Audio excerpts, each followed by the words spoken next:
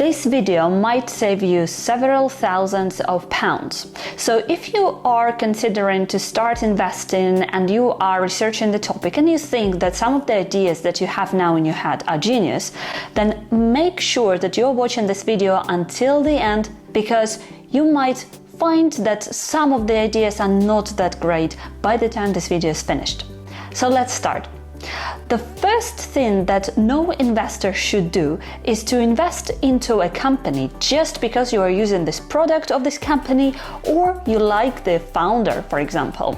Say, if you are using an iPhone, it doesn't mean that investing into Apple shares is a good idea. Another example is if you like Tesla cars, or if you like Elon Musk and you like how he behaves, you like how he looks. It doesn't mean that investing into Tesla company and buying its shares is a good idea. When it comes to investing, it has nothing to do with marketing, founder, or product itself. The only thing that matters is numbers. So once you learn how to read the numbers correctly, and if the numbers tell you that the investing into a certain company is a good idea, that it can bring you profits, then only you buy the shares. The main idea here is that a company can create a great product that you love, but financially the numbers don't stack up. So then it makes no financial sense to invest into a company because, for example, it is already overvalued. The second thing that no one should do is to start investing simply because they have some spare cash and they don't know a better way to use this cash. The reason of why this is not the best idea is that when investing, it's very easy to lose the money. Remember that when you are investing your money into anything, no one will ever guarantee you the returns, and everybody says that the value of your investments can go down, opposite to when you're putting your cash into a savings account.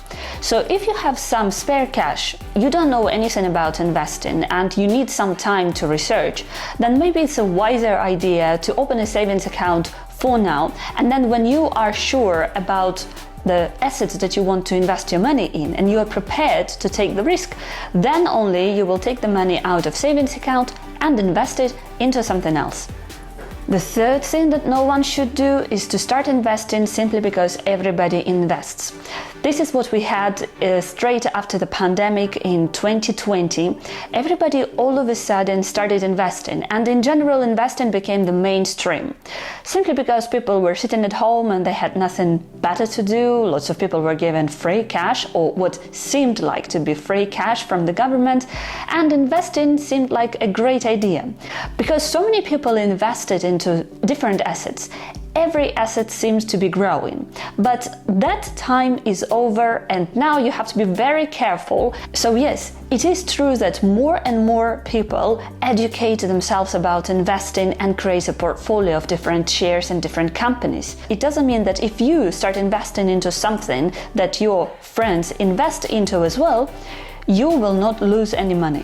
Remember that those people who are already investing, they entered the market at a different time, so they probably bought the shares of different companies at a different price that you are going to buy your shares at. And also the previous results of a company doesn't mean that the future results are going to be the same.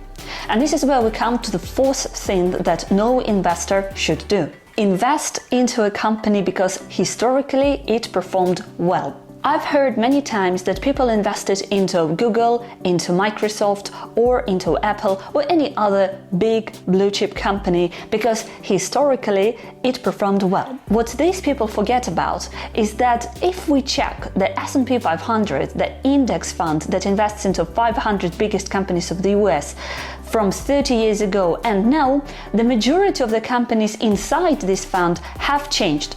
So the question is, what happened to those companies that are not in the fund anymore? Well, they collapsed, they went bankrupt, etc. So the size of the company doesn't mean that it will keep growing forever. If you are a beginner in investing, then maybe it's hard for you to understand which companies are worth investing in and which are not. But don't worry, it doesn't mean that you shouldn't invest into anything at all. The big experts in this sphere, the people with huge experience, are managing these funds, and they are looking into that kind of stuff. So all you have to do is invest your money into a fund, and then the managers of this fund will choose the best companies and decide which companies have to get out of the fund or which companies have to get included. And of course, even with the funds, the value of your investment may go down, but still it's much less riskier than investing into individual companies. And the fifth mistake that lots of new investors are making is completely opposite to the one that I've just mentioned. Just as you shouldn't invest into a company because it's doing great, you shouldn't be investing into a company because it's doing poorly, hoping that if it's doing poorly now, surely in the nearest future it will recover. Believe it or not, a lot of companies who are having a crisis now will never get out of this crisis. And what I've seen with many new investors, when they hear the advice of more experienced investors on YouTube saying that you should invest into a company when it's red and when the price is low because it's like a discounted price, or when they repeat the words of Warren Buffett that you have to be greedy when everybody else is scared, they jump into investing without a proper research, and they invest a lot of money into an asset just because the price of the asset has gone down, thinking that surely at some point the price of this asset will go back to the original level or even higher. But that's not always the case, and some companies have never recovered, and those companies that are in the red now will never recover. So here we go back to the rule number one, and the rule number one is all about numbers.